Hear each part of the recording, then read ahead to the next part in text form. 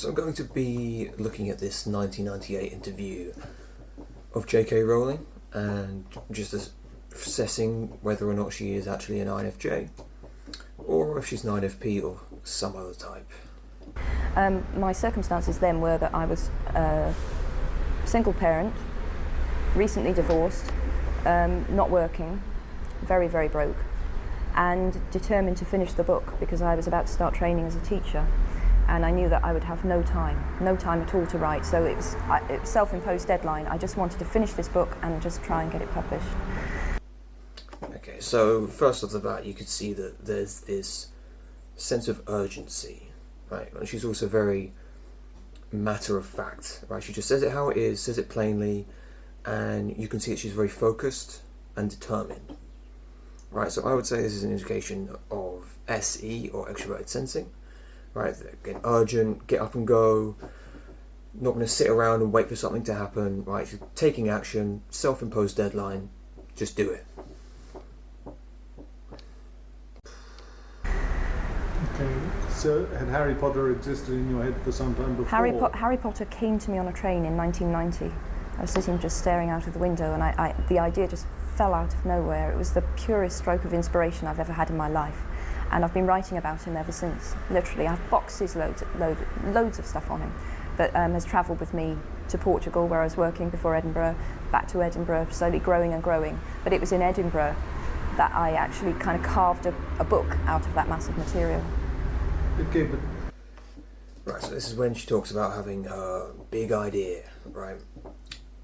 I would say that this is an indication of NI, or introverted intuition, rather than NE. Why? Because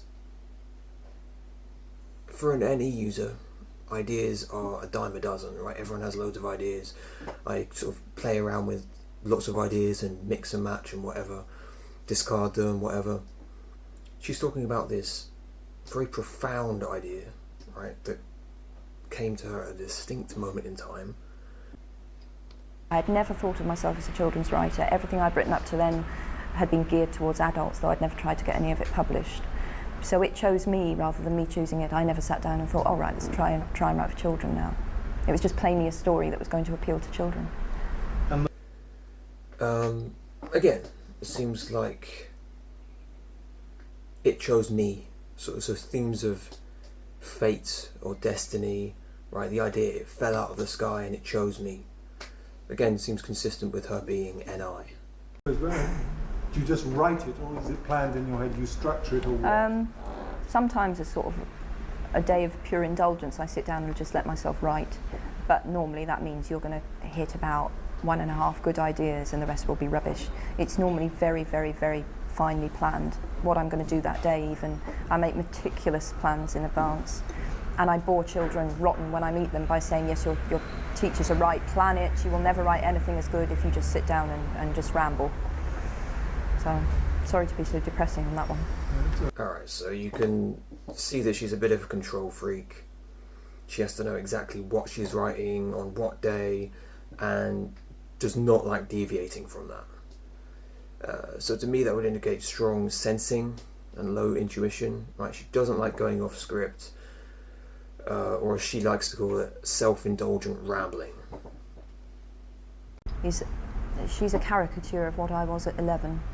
A right little know-it-all, you know, but underneath very insecure. That's very much what I was like. But I wasn't as clever as her. If I'd have been as clever as her, I would have been, you know, genius. She's a lot cleverer than I was. But I was definitely that kind of little girl who constantly thinks they've got everything wrong and then ends up with 110% and everyone wants to kill them or kick them.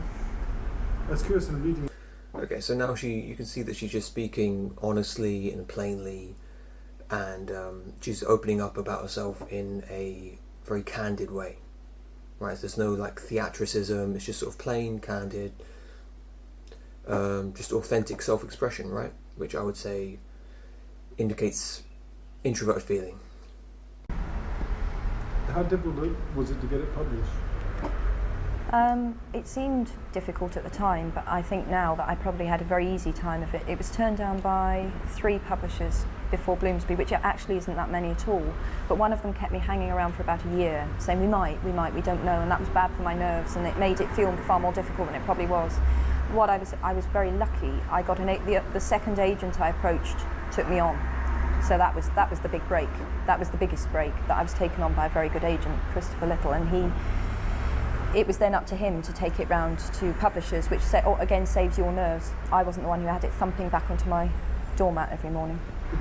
Okay, so she's talking about external processes, right? Talk about the logistics, right? I spoke to this person, I got turned down this many times, I had to wait this long, this person was useful, this thing wasn't very useful.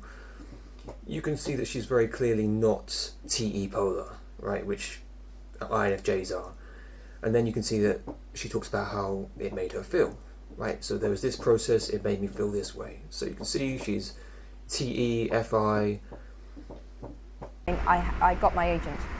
So all that year, I was on tenterhooks, whether it would happen or not. And at that point, my realistic ambition was teach part-time, write part-time, which would have been a great life. I like teaching. My ultimate dream, obviously, was to be able to write full-time, but I knew how few children's writers manage to make a living wage. So again, you see that she's very realistic.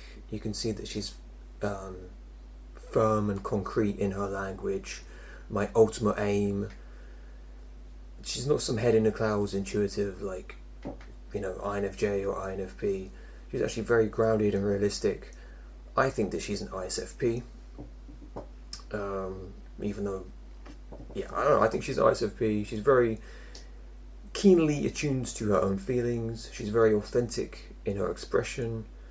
She's quite firm. She knows what she wants. She's realistic. Doesn't struggle with taking action. And her use of NI is perfectly consistent with that of an ISFP as a tertiary function.